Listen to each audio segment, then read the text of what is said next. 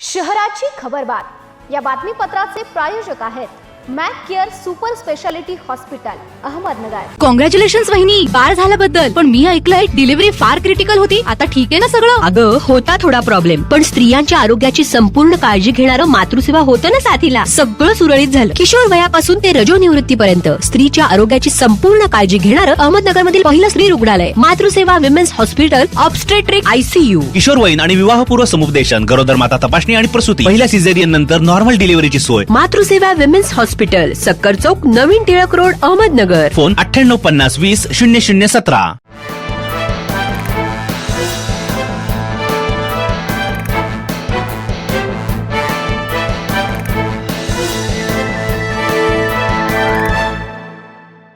नमस्कार, मी साक्षी, न्यूज 24 सह्याद्रीमध्ये तुमचं स्वागत। पाहूया अहिलानगर शहरातील महत्त्वपूर्ण बातम्यांचा आढावा शहराची खबरबातमध्ये। महापालिकेतील अनधिकृत बांधकामाची तक्रार मागे न घेतल्याच्या रागातून एका 57 वर्षीय व्यक्तीवर लोखंडी रॉड आणि लाकडी दांडक्याने प्राणघातक हल्ला करण्यात आला। ही घटना नगर पुणे महामार्गावरील कायनेटिक चौकाजवळील सर्व्हिस रोडवर घडली। या प्रकरणी कोतवाली पोलीस ठाण्यात तिघांविरुद्ध गुन्हा दाखल करण्यात आलाय।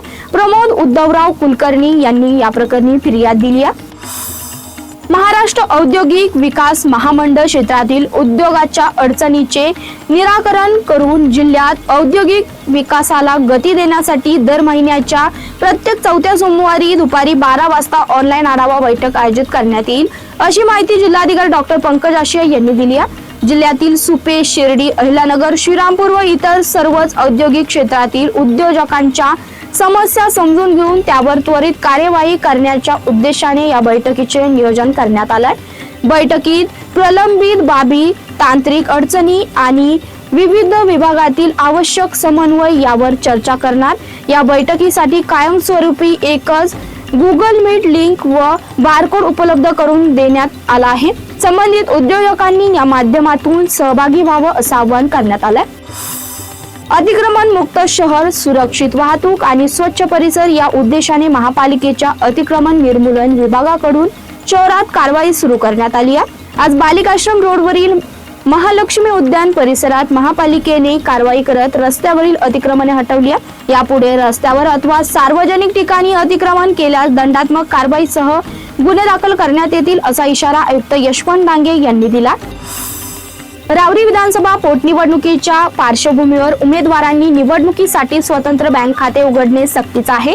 बँकांमध्ये 10 लाख रुपयांपेक्षा जास्त संशयास्पद व्यवहाराची माहिती थेट प्राप्तिकर विभागाला देणे बंधनकारक असल्याचे निर्देश खर्च निरीक्षक व्ही कुमार यांनी दिले आहेत। रावरी विधानसभा पोटनिवडणुकीच्या अनुषंगाने खर्च, माध्यम व उत्पादन शुल्क विभागाच्या आढावा बैठकीत ते बोलत होते।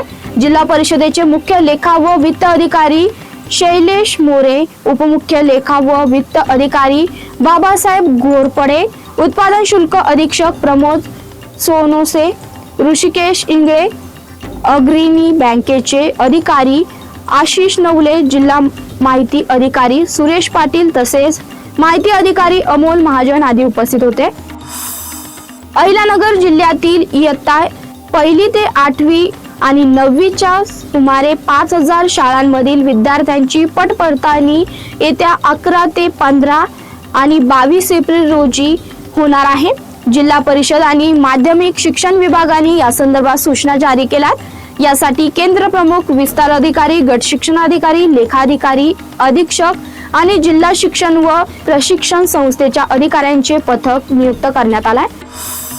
शहराची खबरबातमध्ये इथे संपतोय। तुम्ही पाहता न्यूज 24 सह्याद्री।